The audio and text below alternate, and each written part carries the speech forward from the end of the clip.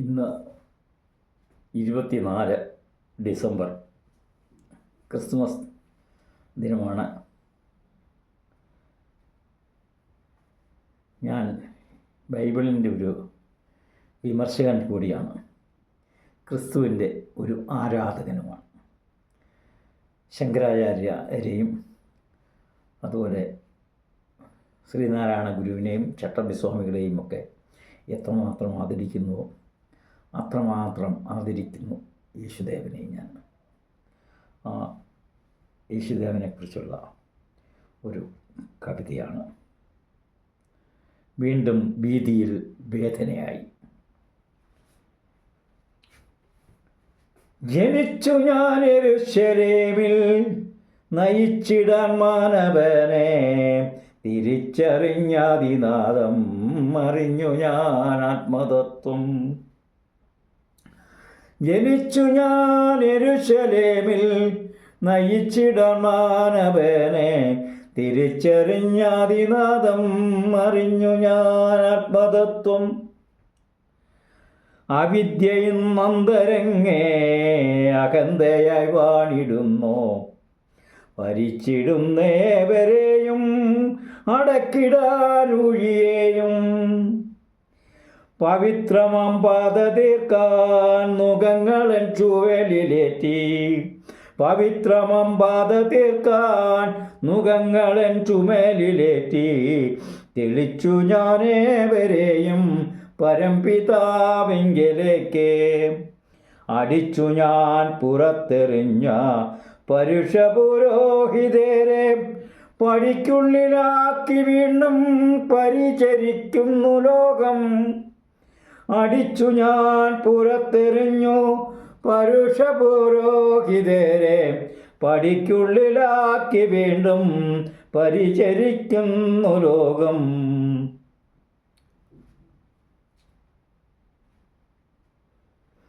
അഞ്ചുകൊണ്ട് 5000 ആത്മദാഹത്തെ നീക്കി, അഞ്ചുകൊണ്ട് 5000 ആത്മദാഹത്തെ നീക്കി. ആലംബഹീനർക്കു ഞാൻ അത്താണിയായി മാറി. ഒരിക്കലും വറ്റിടാത്തോരുറവകൾ തീർത്തു ഞാൻ, ഒരിക്കലും വറ്റിടാത്തോരുറവകൾ തീർത്തു ഞാൻ. മരിപ്പതിൽ ഒരിക്കലും ഈ അരുവിയിൽ മുങ്ങിയെന്നാൽ, മരിപ്പതിൽ ഒരിക്കലും ഈ അരുവിയിൽ മുങ്ങിയെന്നാൽ. പതിതർക്കു തീർത്തു ഞാൻ പറുദീസ പാരിടത്തിൽ, പതിതർക്കു തീർത്തു ഞാൻ പറുദീസ പാരിടത്തിൽ.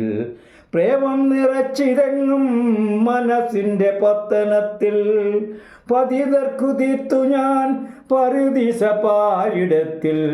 പ്രേമം നിറച്ചിതെങ്ങും മനസ്സിൻ്റെ പത്തനത്തിൽ.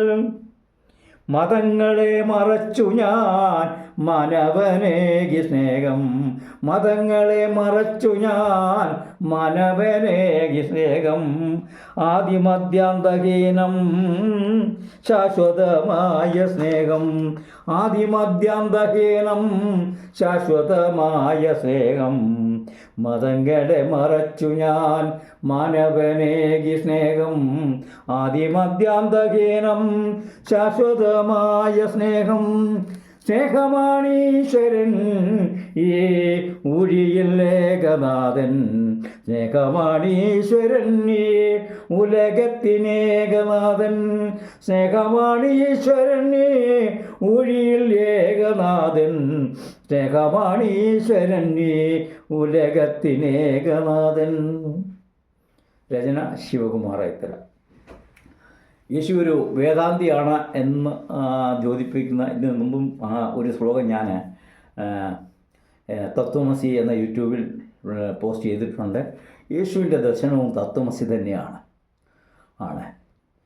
യേശു പറയുന്നുണ്ട്, നിങ്ങൾ എന്നിൽ വസിക്കുവിൻ, ഞാൻ പിതാവിൽ വസിക്കുന്നു, അങ്ങനെ നമ്മൾ ഒന്നായി തീരട്ടെ.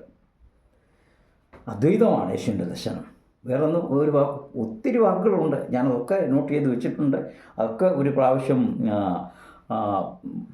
പ്രൊഡ്യൂസ് ചെയ്യാമെന്ന് ഞാൻ വിചാരിക്കുന്നു. മറ്റൊരു വചനം യേശു പറയുന്നുണ്ട്, 3 പെങ്ങഴി മാവ് പുളിക്കും വരെ അതിൽ ഒളിച്ചു വെച്ച പുളിമാവിന് സദൃശമാണ് ദൈവരാജ്യം. 3 പെങ്ങഴി മാവ് പുളിക്കും വരെ അതിൽ ഒളിച്ചു വെച്ച പുളിമാവ്. അല്പം പുളിമാവ് പൊടിക്കാത്ത മാവിൽ ഒളിച്ചു വെച്ചാൽ രണ്ടും ഒന്നായിത്തീരും. ജീവാത്മാവും പരമാത്മാവും ഒന്നായിത്തീരുന്ന ആ ഒരു ദർശനമാണ് യേശുവിൻ്റേത്. തികഞ്ഞ അദ്വൈതമാണ്. അതേ സമയത്ത് യഹൂദരോട് യേശു പറയുന്നു, നിങ്ങളുടെ പിതാവ് നുണയനാണ്, ചതിയനാണ്, അവൻ ആദ്യം മുതൽ ചതിയും കളവുമേ ചെയ്തിട്ടുള്ളൂ എന്ന് പറയുന്നുണ്ട്. യഹൂദരുടെ ചരിത്രം ഇസ്ലാമിൻ്റെ ചരിത്രം തന്നെയാണ്. അതായത് 30,000 യുദ്ധത്തിൽ 30,000 ഈജിപ്തിൽ നിന്ന് കനാൻ ദേശം വരെയുള്ള ആളുകളെ മുഴുവൻ തച്ചുടച്ച് തകർത്ത് യഹോവയുടെ ആജ്ഞപ്രകാരം കൊള്ളയടിച്ച് 30,000 കന്യകമാരെ അറിയാത്ത സ്ത്രീകളെ വീതിക്കുന്ന ചരിത്രം ബൈബിളിലുണ്ട്. ബൈബിളില്ലാത്ത ഒന്നും ഞാൻ പറയില്ല. യേശു അതിൽ നിന്ന് വ്യത്യസ്തനാണ്.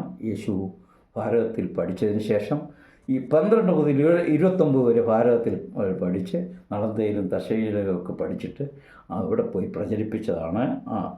അപ്പോൾ ആദ്യം അവിടുത്തെ മതത്തിൻ്റെ അതൊക്കെ കണ്ട പാളീരന്മാരെയൊക്കെ യഹൂദ പുരോഹിതന്മാരെയൊക്കെ അടിച്ച് പുറത്താക്കുകയാണ് ചെയ്തത്.